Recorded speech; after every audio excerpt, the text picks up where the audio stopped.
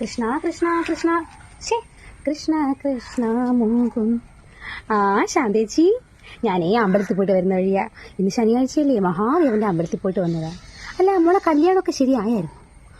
ഇല്ലല്ലേ, എങ്ങനെ ശരിയാവും? എല്ലാ ശനിയാഴ്ചയും മോളെടുത്ത് മറക്കാതെ മഹാദേവന്റെ അമ്പലത്തിൽ പോയി തല കുമ്പിട്ട് പ്രാർത്ഥിക്കാൻ പറ.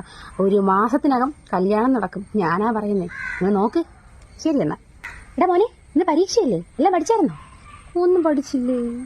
നീ വിഷമിക്കണ്ട. എനിക്ക് സരസ്വതി ദേവി പരീക്ഷ പേപ്പർ കയ്യിൽ കിട്ടുമ്പോൾ സരസ്വതി ദേവിയെ മനസ്സിൽ മന്ത്രിക്കുക. നീ തോന്നുന്നത് എഴുതി വെച്ചോ, നിനക്ക് ഫസ്റ്റ് റാങ്ക് കിട്ടും. മാമിയല്ലേ പറയണേ, വിദ്യാദേവതയാണ് സരസ്വതി ദേവി. പിന്നെ മക്കൾ ജയിക്കുകയാണെങ്കിൽ നമ്മുടെ അപ്പുറത്തെ ദേവിയുടെ അമ്പലത്തിൽ പോയിട്ട് 10 പ്രാവശ്യം ഉരുളി നേർച്ച നടത്തണം കേട്ടോ. കിടന്ന് ഉരുണ്ടാൽ മതി, ദേവി ജയിപ്പിക്കും. ശരി മക്കളെ, പോയിട്ട് വാ. വിശ്രാന്റെ പിള്ളേ ജയിപ്പിക്കണേ. എന്റെ പൊന്നു രാധേശി, നിങ്ങളിങ്ങനെ വിഷമിക്കാതെ.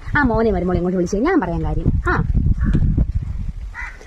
എടി മോളെ, എടാ മോനെ, നിങ്ങളുടെ കല്യാണം കഴിഞ്ഞിട്ട് 4 വർഷമായതും കുഞ്ഞുങ്ങളില്ലാത്തതും ഒക്കെ ശരി തന്നെ. പക്ഷെ നിങ്ങൾ ഇന്ന് വരെയും ചെയ്യേണ്ട കാര്യം ചെയ്തിട്ടില്ല. നിങ്ങൾ ഹോസ്പിറ്റലിൽ പോയിട്ട് എന്തോ ചെയ്യാനാ? ഡോക്ടറിനെ കൊണ്ട് ഒന്നും ചെയ്യാനൊക്കത്തില്ല. നിങ്ങൾക്ക് ദൈവാനുഗ്രഹമില്ല. അതാണ് വിഷയം. മാമി പറയുന്ന കേട്. നിങ്ങൾ 2 പേരും കൂടെ എല്ലാ തിങ്കളാഴ്ചയും അപ്പുറത്തെ കൃഷ്ണന്റെ അമ്പലത്തിൽ പോയിട്ട് ഉരുളി നേർച്ച നടത്തണം, ശയന പ്രദക്ഷിണം. അപ്പൊ ഭഗവാൻ കണ്ണു തുറന്ന് അടുത്ത വർഷം ഉണ്ണിക്കണ്ണന്റെ പോലത്തൊരു കുഞ്ഞു വാവെ നിങ്ങളുടെ കയ്യിൽ തരും. കട്ടിലിൽ കിടന്ന് ഉണ്ടിട്ട് കാര്യമില്ല, അമ്പലത്തിൽ പോയി ഉരുള്.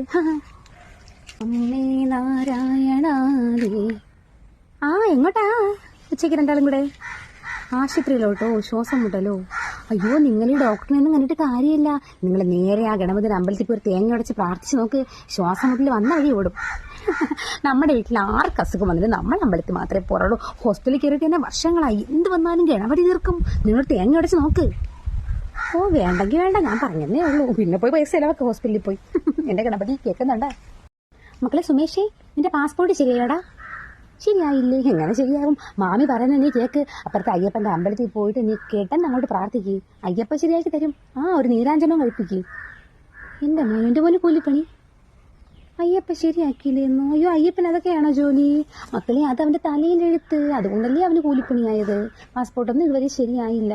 നിനക്ക് പറഞ്ഞിട്ട് ഇത്ര വിശ്വാസം പോകറല്ലോ. ശരി, വയ്ക്കോ. ഒരു കാലത്തും പാസ്പോർട്ട് കിട്ടൂടാ. അയ്യപ്പ, അതൊക്കെ കേൾക്കുന്നുണ്ടോ? അറിയാ പാവികളെ കാത്തുമണി പൊന്നയ്യപ്പ, പാസ്പോർട്ട് കിട്ടല്ലേ.